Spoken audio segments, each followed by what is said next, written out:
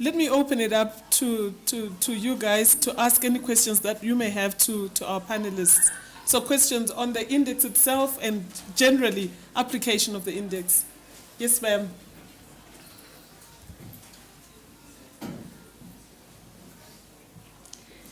Thank you. My name is Mara Russell. I'm with Land O'Lakes. I really want to, the system looks to be a very good system and seems to, provide some very good consistency in terms of the measurement of the indicators focused on agriculture and economics around the food system. But those of us who are working quite often in vulnerable areas and vulnerable countries, one of the key indicators that we tend to look at and we tend to monitor is nutritional status. Because ultimately, if the food does not get into the mouth and the right foods don't get into people, it doesn't matter what the food systems are behind it. And so you mentioned about the potential to measure obesity as one of the nutrition, which would be a nutritional status indicator. But there was no discussion of measuring other indicators such as undernutrition, stunting, and wasting, which are generally measured frequently for countries as a way to assess food security or food insecurity. And so I was wondering, and also it does kind of point up that there are these disconnects between the food system quite often and what actually happens with the food. So I was wondering, first of all, what were the decisions initially, why is it not being measured when it's measured in many other indices of food security, and whether it's something that is under consideration. Okay. Firstly, I think you're questioning why haven't we measured the quality of the calories? Is that what you're saying? No, nutrition. No, consumption and nutritional status. We have measured that under quality and safety. Okay, for each country, we've also looked at diet diversification. What percentage of the consumption is taken as protein, whether it's vegetable-based or meat-based? And certainly, we have captured that in each country. Also, we looked at, in terms of nutrition, amino acids, vitamin A as well. Certainly, it's a very important indicator to see, as I said, it's no point consuming 5,000 calories, is whether what they really mean. It has been captured in the index. Mm-hmm. Okay, yeah. But nutritional status tends to be anthropometric indicators, such as height and weight. And those are measured by a number of international bodies, and they tend to be very available and of high quality as indicators. So just was wondering whether or not why you would not include those as part of quality and safety, because those are the outcome or impact level indicators. I agree with you. We did look at height and weight as well as an indicator to include. It's the question of the quality of the data that we could find for 109 countries. Some countries, the developed countries, has that information. A large number of the countries did not have reliable data for that. If we feel that the data are not reliable and consistent that can be applied across all the countries, we will not include it at this stage. Over time, as they become available, it will be included. Like obesity, we've included it, but we're not measuring it yet. The data is very poor, what is there. But what we have found from the recent data is that obesity is rising. Particularly in countries like Mexico, where the consumption patterns are rising. They're changing. What they consume is changing. The rich are getting fatter, and the poor are getting poorer. They're consuming less. So you can see some kind of shift taking place in line with the consumption patterns there. This is the first year we've introduced obesity, and we will measure it properly as the data becomes available. Data is absolutely the crucial thing for us. We will not touch it if it's not credible. Okay, good. Let me take another question here in front. Thank you very much. My question is not about the index. I was not here during that presentation. My question is to Mr. Khalid Pomma. You said Ethiopia has the highest per capita DAs in the whole world, and that's true, I think. But the question is, are they really adding value? I don't think they are, and I think we should reflect on why they are not adding value to this process. That's number one. Number two, when we talk about food security nowadays, it's not only sufficient to talk about food security. It has to be food and nutrition security. So nutrition is an integral component of the whole security issue. We have increased production in this country. And apparently in some of the regional states, we see malnutrition is on the rise. And this is a paradox. So, I mean, the issue now is even agriculture has to be nutrition sensitive. Is nutrition factored in your work, really? Thank you. So thank you for both those questions. And indeed, when it comes to the DAs, extension workers, there is huge variability on their effectiveness. That being said, I think we've got to look at what is being done to improve that. In the initial deployment of the DAs, their effectiveness was much lower than it was today, primarily because the kind of training that they were receiving was much more theoretical than practical. As their time in the field has increased, what we found is that their effectiveness is improving, but is it at the level that we want it to be? Probably not. There's probably a lot more that they can do to improve their effectiveness. But there is variability across DAs. I don't think we can generalize and say across 50,000 development workers in all the regions that they are either across the board very effective or across the board very ineffective. There are very effective development agents that have the tools and resources to work effectively, and there are many that are probably less effective than they need to be.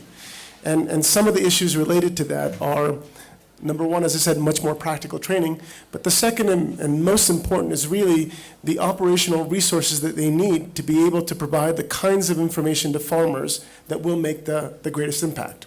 So, you know, in a country of this size, the initial tendency when you go to scale is to provide one training to all DAs across the country. But with 36 different agroecologies, that training is not effective in every single agroecology. So it needs to be much more targeted for what those farmers in those areas need.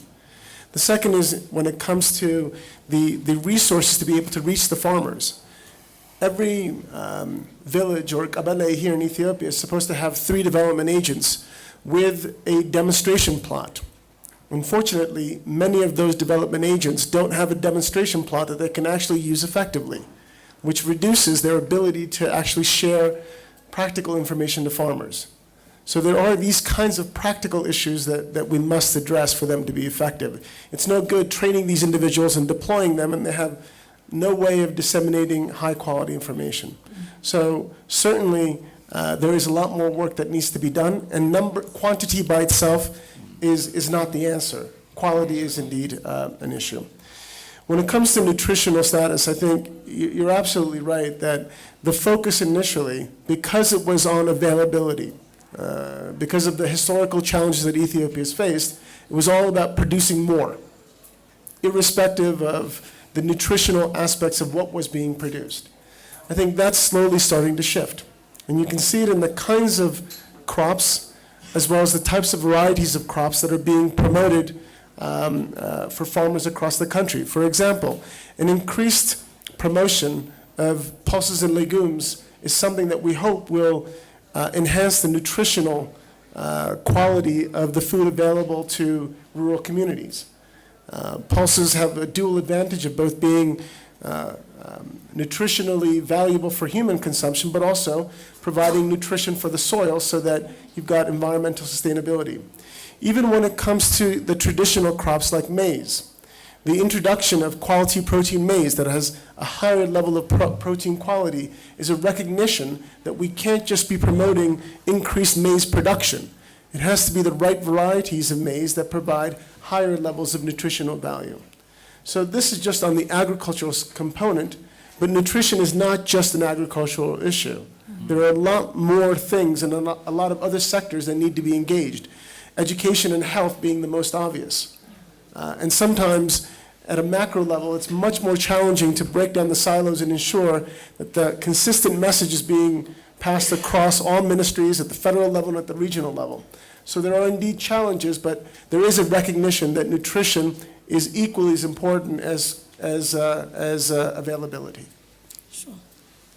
Well, thank you for that. I think I would add that, as a business, DuPont is putting a lot of money into researching ways in which we can enhance nutrition in standard crops such as sorghum. So we're working on a biofortified sorghum variety that has increased levels of zinc, of vitamin A, and protein digestibility. This is to utilize a crop that's consumed every day, but make sure that it's actually giving more to the consumer. Let me take more questions. Yes, ma'am. Yes. I have a very quick question which follows on the first one. It's directed to Harold. When you talked about the indicators that were related to resilience, you talked of no indicator within quality and safety that was related to resilience. So I would like you to address that. I would like to know what are the indicators that you see that are related to resilience, because I think in nutrition we're very much looking and trying to see what those are. Also, a comment to Khalid and all extension people is that I think we spend an enormous amount of time on the what extension agents deliver and not enough time on the how.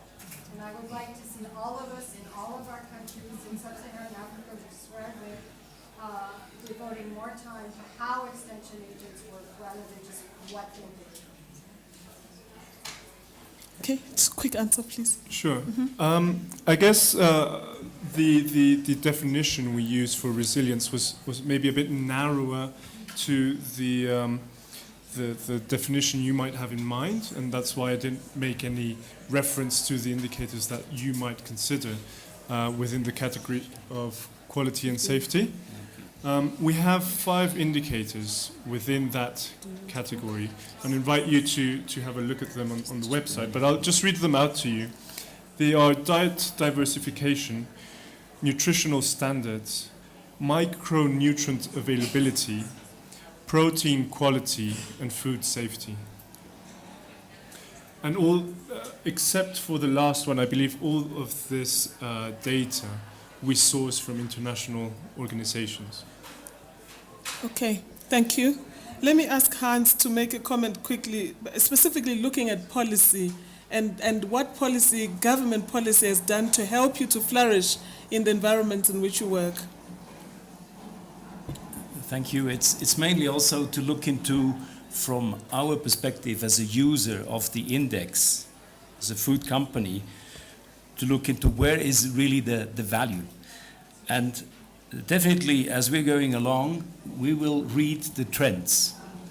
Not only having a picture, but having a film. And once you have the trends, you can better see in which direction eventually you have to change even your practices. And that goes then into policy and policy setting. But I'm mainly referring to this index, something like similar to, some of you may know, the World Competitiveness Reports. There's one of WEF, the World Economic Forum, another one of IMD, again out of Switzerland.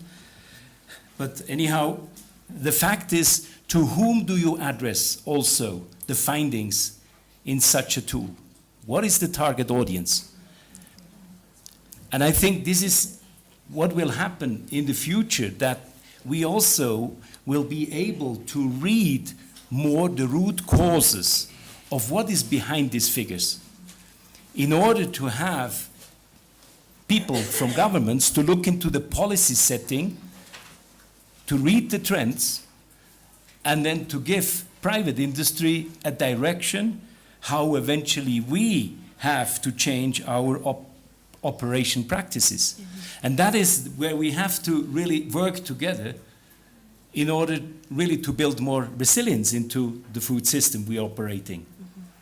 But that will come as time goes and as all the data materials are getting sharper and sharper, and we will get more granularity in these data in order to then also help people to better read, as I said, and doing the kind of root cause analysis. This is exactly the same thing if you have a picture, an X-ray in a hospital, and you're not a medical doctor. You cannot read that. This is a little bit what we see and where we are today with all those things. But making this analogy to this World Competitiveness Report, now we have different audiences who can really separately, clearly read what is of interest to them, and then you can act, and then you can really make a change. And going quickly back to this idea about insurances, you know, resilience and insurances. I mean, think about it. There's a large correlation. And I just wanted to say, 20 years ago, no one was thinking about where we would be with microfinance. And we haven't not started yet, you know, really addressing micro insurances. Well, a little bit here and there. Yes, we also at Nestle, we have some pilot projects, but we are nowhere in building resilience by using and deploying and developing new tools and instruments in micro insurances at a farm level, mainly with smallholders. So that is another one, you know, you can read out of that, that can be really a change in practices to have more resilience in the world food system. Sure. Thank you, Hans.